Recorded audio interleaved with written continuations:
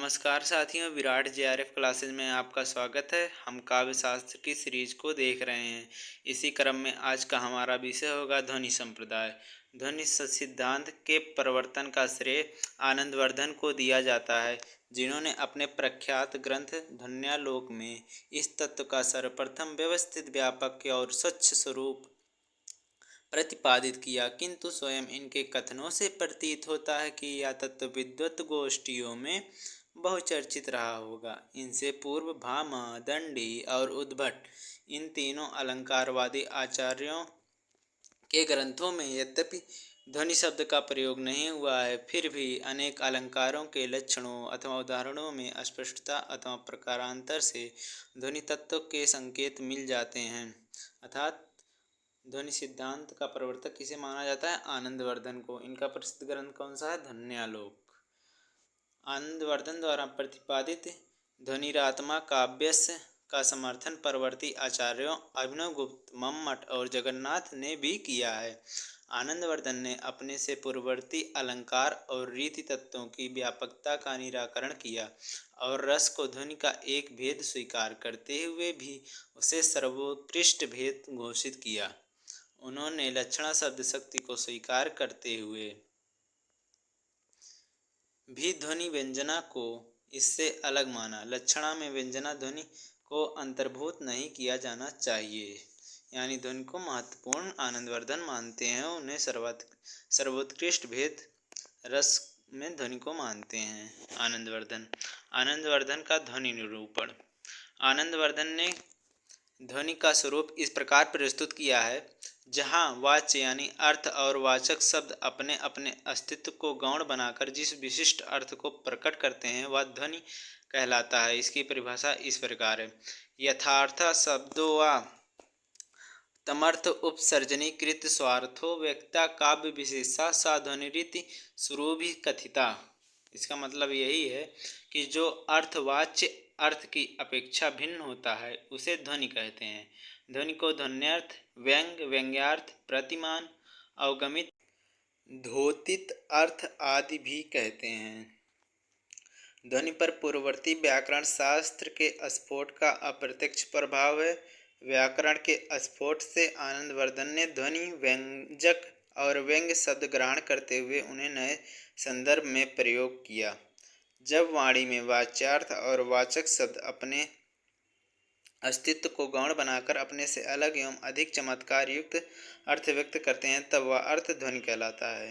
ठीक आनंदवर्धन ने वाच्यार्थ और व्यंग्यार्थ यानी ध्वनि के संबंध को किसी सुंदर स्त्री के सुंदर अवयव और उससे फूटते लावण्य तथा दीपशिखा एवं उससे निकलते प्रकाश के उदाहरणों के माध्यम से स्पष्ट किया है।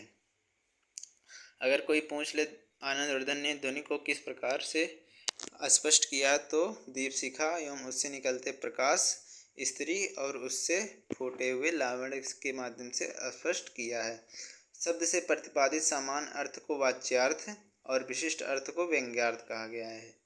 इस वाच्यार्थ और व्यंग्यार्थ में अंतर के 8 कारण, 8 आधार उल्लिखित किए गए हैं। पहला निमित्त कारण, दूसरा बोधा, तीसरा आश्रय, चौथा संख्या, पांचवा कार्य, छठा विषय, सातवां काल, आठवां स्वरूप। आनंदवर्धन ने वाच्यार्थ को जान लेने वाले व्यक्ति को बोधा और व्यंग्यार्थ को जान लेने वाले व्यक्ति को साहृदय माना। काव्य में व्यंग्यार्थ ध्वनि के होने का अनिवार्य तत्व घोषित किया।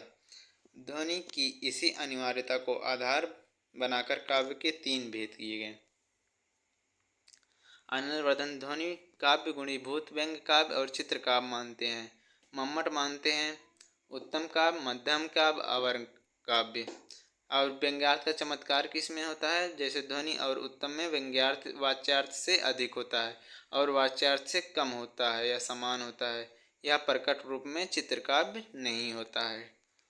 ध्वनि विरोधी आचार्य अभाववादी, अलंकार और रीत को महत्व देने वाले आचार्य भामा, दंडी, उद्भट और वामन हैं, जो कि अभाववादी आचार्य हैं। ये ध्वनि विरोधी आचार्य हैं।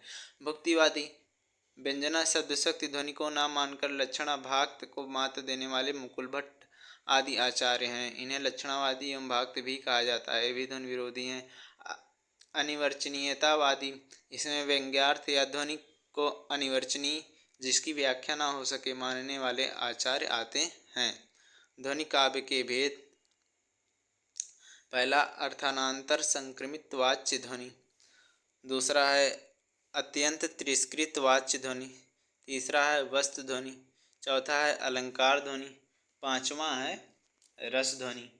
अगर हम इनकी व्याख्या करें तो पता चलता है, अर्थानांतर संक्रमित वाच्य ध्वनि अर्थात यह ध्वनि वहाँ मानी जाती है जहाँ वाच्यार्थ अन्य व्यंग्य अर्थ में संक्रमित हो जाता है। जैसे सेनार छिन्न प्रयत्न भिन्न कर पा मुराद मनचाही, कैसे पूजू गुमराहू को मैं हूँ एक सिपाही। सिपाही शब्द का वाच्यार्थ है योद्धा, किंतु यहाँ यह वाच्यार्थ व्यंग्यार्थ से संक्रमित हो गया है। सिपाही शब्द का व्यंग्यार्थ है कष्ट सहिष्णु, अपने प्राणों का बलिदान करने वाला साहसी देश का उन्नायक। ठीक इस प्रकार यहाँ अर्थानांतर संक्रमित वाच्य ध्वनि अर्थात अर्थ का अंतर हो जा रहा है। सिपाही को होना चाहिए योद्धा, जबकि सिपाही का व्यंग्यार्थ हो जा रहा है कष्ट सहिष्णु। दूसरा है अत्यंतर तिरस्कृत वाच्य ध्वनि। यह ध्वनि वहाँ मानी जाती है जहाँ वाच्यार्थ व्यंग्यार्थ का द्योतनार्थ अत्यंत तिरस्कृत हो जाता है। जैसे नीलो उत्पल के बीच समाये, मोती से आंसू के बूंद, हृदय सुधा निधि से निकले हों तब न तुम्हें पहचान सके। यहाँ नीलो उत्पल शब्द का वाच्यार्थ है कमल और व्यंग्यार्थ है नेत्र। वाच्यार्थ नितांत अभीष्ट नहीं है, वह व्यंग्यार्थ का द्योतनार्थ अत्यंत तिरस्कृत हो गया है, अर्थात कमल का व्यंग्यार्थ नेत्र हो गया है, इसलिए यहाँ अत्यंत तिरस्कृत वाच्य ध्वनि है। तीसरा है वस्तु ध्वनि। जहाँ व्यंग्यार्थ किसी वस्तु के रूप में प्रतीत होता है वहाँ वस्तु ध्वनि मानी जाती है। जैसे वह इष्ट देव के मंदिर की पूजा सी, वह दीप शिखा सी शांत भाव में लीन, वह क्रूर काल तांडव की स्मृत रेखा सी, वह टूटे तर की छोटी लता सी दीन, दलित भारत की ही विधवा है। यह निराला की पंक्तियाँ हैं। इस पद्य में भारत की विधवा को पूजा, दीपशिखा, क्रूर काल तांडव की स्मृत रेखा, छुटी लता आदि से उपमित किया गया है। इन उपमानों से क्रमशः भारत की विधाता की पवित्रता, तेजस्विता, दयनीय दशा तथा असहायावस्था द्योतित होती है। यहाँ पवित्रता आदि वस्तु है जो कि व्यंग्य है। इस प्रकार इसमें वस्तु व्यंग्य ध्वनि है। अलंकार ध्वनि। जहाँ व्यंग्यार्थ किसी अलंकार के रूप में प्रतीत होता है वहाँ अलंकार ध्वनि होती है। जैसे दियो अर्घ नीचे चलो संकट भाने जाई, सूचती है और सबे सही बिलोकय आई। ये बिहारी की पंक्तियाँ हैं। इसका मतलब है यहाँ रूपक अलंकार व्यंग्य है, क्योंकि नायिका के मुख पर चंद्रमा का आरोप रूपक अलंकार के समान वाच्य रूप में न किया जाकर व्यंग्य रूप में किया गया था। यहाँ रूपक अलंकार व्यंग्य है। पांचवा और अंतिम है रस ध्वनि।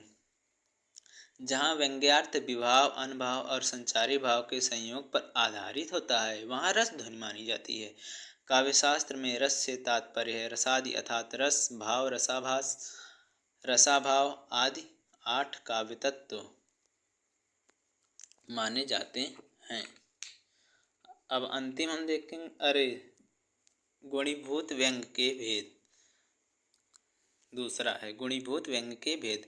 इनमें पहला अगुण व्यंग्य, दूसरा अपराग व्यंग्य, तीसरा है वाच्य सिद्धंग्य व्यंग्य, चौथा है स्फुट व्यंग्य, पांचवा है अस्निग्ध प्रधान व्यंग्य, संदिग्ध प्रधान व्यंग्य, छठा है तुल्य प्रधान व्यंग्य, सातवां रहेगा यहाँ काकवाक्षिप्त व्यंग्य, यहाँ आठवां रहेगा असुंदर व्यंग्य। 8 ही प्रकार के होते हैं। यहाँ गलती हो गई है टाइपिंग में, इसको आप सुधार लीजिएगा। पहला है अगुण व्यंग्य। जहाँ व्यंग्यार्थ गुण न हो अपितु अस्पष्ट हो वहाँ अगुण व्यंग्य नामक गुणीभूत व्यंग्य काव्य माना जाता है। जैसे पुत्रवती युवती जग सोई, राम भक्त सुत जाकर होई। तुलसीदास की पंक्तियाँ हैं। इस पद्यांश में वाच्यार्थ अस्पष्ट है। व्यंग्यार्थ यह है कि जिनके पुत्र राम भक्त हैं केवल वही माताएं प्रशंसनीय हैं, शेष नहीं। यहाँ व्यंग्य वाच्यार्थ के समान अगुण अस्पष्ट है, अतः यहाँ अगुण गुणीभूत व्यंग्य है। वस्तुतः व्यंग्य वाच्यार्थ की अपेक्षा गुण होना चाहिए। इस स्थिति में ध्वनि काव्य माना जाता है, अन्यथा गुणीभूत व्यंग्य काव्य। दूसरा है अपराग व्यंग्य, जहाँ एक व्यंग्य किसी दूसरे व्यंग्य का अंग बन जाए। इसका अभिप्राय यह है कि ध्वनि भेदों में से कोई एक किसी दूसरे का अथवा वाच्यार्थ का अंग बनकर उसका उपकर्ष या अप करे उसका उत्कर्ष करे और साथ ही जिसका अंग बने उस अंगी की अपेक्षा अधिक चमत्कार पूर्ण भी हो। तीसरा है, जैसे उदाहरण इसका देख लीजिए, सपनों है संसार या रहस्य न जाने कोय, मिलिपि मनमानी करो काल कहाँ धव होए। मिलिपि मनमानी करो इस पद्यांश में श्रृंगार रस की सामग्री और शेष अंश में शांति रस का। इस पद्य में शांत रस अर्थात पोषक है और श्रृंगार रस उससे पोषित होने के कारण अंगी है, किंतु शांत रस श्रृंगार रस की अपेक्षा अधिक चमत्कारपूर्ण बन गया है, अतः अपरांग है। तीसरा है वाच्य सिद्ध व्यंग्य ध्वनि, जहाँ व्यंग्यार्थ वाच्यार्थ की सिद्धि के लिए उसका अंग बन जाए। जैसे वसुधा पर ओस बने बिखरे, हिमकण आंसू जो क्षोभ भरे, उषा बटोरती अरुण गात। प्रसाद जी की पंक्तियां हैं। उषा काल का वर्णन यहाँ प्रस्तुत है। वाच्यार्थ है पृथ्वी पर आंसू के बिखरे ओस कणों की उषा बटोर लेती है। व्यंग्यार्थ है जीवन के शुभ प्रभात व्यक्ति के पूर्ण दुखों को मिटा देता है। या व्यंग्यार्थ उक्त वाच्यार्थ की सिद्धि के लिए अंग पोषक बन गया है।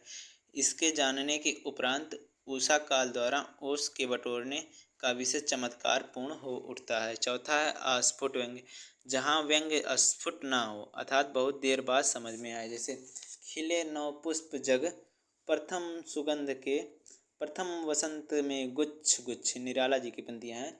जगत में वसंत के आगमन पर नवीन तथा सुगंधित पुष्पों के गुच्छ समूह खिल उठें। यह उक्त पद का वाच्यार्थ है। व्यंग्यार्थ है कि इस नायिका में यौवन का पदार्पण करते ही उसके मन में अनेक लालसाएं उदित हो उठीं। यह व्यंग्य तुरंत समझ में नहीं आता, बहुत देर तक सोचने में समझ में आता है, अतः यहाँ अस्फुट व्यंग्य है।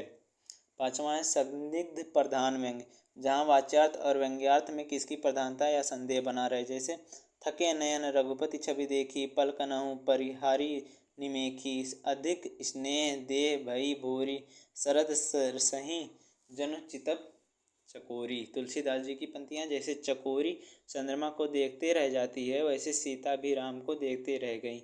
यह वाच्यार्थ है। अधिक स्नेह के कारण सीता की देह भारी स्तब्ध रह गई, इससे जड़ता नामक संचारी भाव व्यंजित होता है। उक्त वाच्यार्थ और व्यंग्यार्थ में कौन सा अर्थ अधिक चमत्कारपूर्ण है, इसमें संदेह है, इसलिए संदिग्ध प्रधान व्यंग्य इसमें है। छठा है तुल्य प्रधान व्यंग्य, जहाँ वाच्यार्थ और व्यंग्यार्थ का चमत्कार लगभग एक प्रतीत हो। जैसे पश्चिम जलधि में मेरी लहरीली अलकावली समान लहरें उठती थी, मानो चूमने मुझको और सांस लेता था समीर मुझे छूकर। प्रसाद जी की पंक्तियाँ हैं, लहरते हैं। यहाँ वाच्यार्थ है कमला की लंबी लंबी केस राशिका तथा प्रेमो उच्छ्वासों का क्रमशः जलधि के तरंगों और समीर के उपमान द्वारा वर्णन। और व्यंग्यार्थ है कमला का अपने रूप सौंदर्य पर स्वयं मुग्ध होना। वस्तुतः ये दोनों अर्थ ही तुल्य रूप से चमत्कार पूर्ण प्रतीत होते हैं। सातवां है काक्वाक्षिप्त व्यंग्य, जहाँ व्यंग्यार्थ काकू द्वारा स्वगृहीत तो काकू कहते हैं भिन्न भिन्न कंठ ध्वनि को। जैसे अरावली श्रृंग से सा समुद्र सिर किसका आदि प्रश्नवाचक कथनों से जो व्यंग्यार्थ प्रतीत होता है वह काव्य क्षिप्त व्यंग्य कहलाता है। आठवां एवं अंतिम है असुंदर व्यंग्य, जहाँ वाच्यार्थ की अपेक्षा व्यंग्यार्थ सुंदर ना हो। जैसे निज अलकों के अंधकार में तुम कैसे छिप पाओगे, अर्थात केस पास के अंधकार में ना छिप सकना। इस वाच्यार्थ का व्यंग्यार्थ है कि मैं तुम्हें खोज लूँगा, किंतु यह व्यंग्यार्थ चमत्कार पूर्ण नहीं है। उधर वाच्यार्थ अत्यंत चमत्कार पूर्ण है, इसलिए यहाँ असुंदर व्यंग्य है। अब सबसे अंतिम है चित्र व्यंग्य, चित्र काव्य जी, इसको नोट कर लीजिएगा आप लोग। उसके बाद हम देखेंगे ध्वनि के भेद। मम्मट ने ध्वनि के 51 भेदों का विवेचन किया, किंतु मुख्यतः 3 ही भेद स्वीकार किए जाते हैं। वस्तु ध्वनि, यहाँ वस्तु शब्द इस बात का द्योतक है एक बात से अन्य बात की व्यंजना होना। दूसरा है अलंकार ध्वनि। इसमें है व्यंग्यार्थ की अभिव्यक्ति अलंकार के रूप में होना। अंतिम है रस ध्वनि। व्यंग्यार्थ की अभिव्यक्ति का विभावादि भावों के संयोग रस पर निर्भर होना। हिंदी में ध्वनि विषयक मत क्या क्या है? महावीर प्रसाद द्विवेदी क्या कहते हैं? बहुत से ऐसे शब्द हैं जो समान रीति से एक ही अर्थ व्यंजक हैं, किंतु ध्यानपूर्वक देखने अथवा धातु के अर्थ का विचार करने से पृथक शब्दों में पृथक पृथक शक्तियों का गर्भित रहना प्रकट होता है। डॉक्टर नगेंद्र क्या कहते हैं? ध्वनि स्थापना के द्वारा वास्तव में ध्वनिकार ने काव्य में कल्पना तत्व के महत्व की ही प्रतिष्ठा की है। रामचंद्र शुक्ल क्या कहते हैं? यदि व्यंजना किसी तत्व की यदि व्यंजना किसी तथ्य की विशद व्यंजना करती है तो यही कि व्यंजित भाव की श्रोता या दर्शक के द्वारा रस रूप में अनुभूति होती है। इस प्रकार रस व्यंजना द्वारा उत्पन्न होता है, यानी रस व्यंजना के द्वारा रामचंद्र शुक्ल उत्पन्न मानते हैं। सुमित्रानंदन पंत जी क्या लिखते हैं? भाषा संसार का नादमय चित्र है, ध्वनिमय रूप है, वह विश्व के हृदयंत्री का झंकार है जिसके स्वर में वह अभिव्यक्त हो पाता है। बहुत महत्वपूर्ण लाइन है, इसको रट डालिएगा। फिर नंद दुलारे वाजपेयी जी क्या कहते हैं? ध्वनि सिद्धांत का आविर्भाव वास्तव में रस की व्याख्या के लिए किया गया, उसे स्वयं में कोई संप्रदाय नहीं कहा जा सकता। ध्वनि मत के द्वारा रस सिद्धांत की जो पुनः प्रतिष्ठा हुई और उसे जो पूर्णता और प्राप्ति व्याप्ति मिली, उसके कारण भारतीय मानस को उसने सर्वाधिक आकृष्ट किया। इस प्रकार हमारा ध्वनि संप्रदाय आज समाप्त होता है। उम्मीद है लेक्चर आपको अच्छा लगा होगा। धन्यवाद।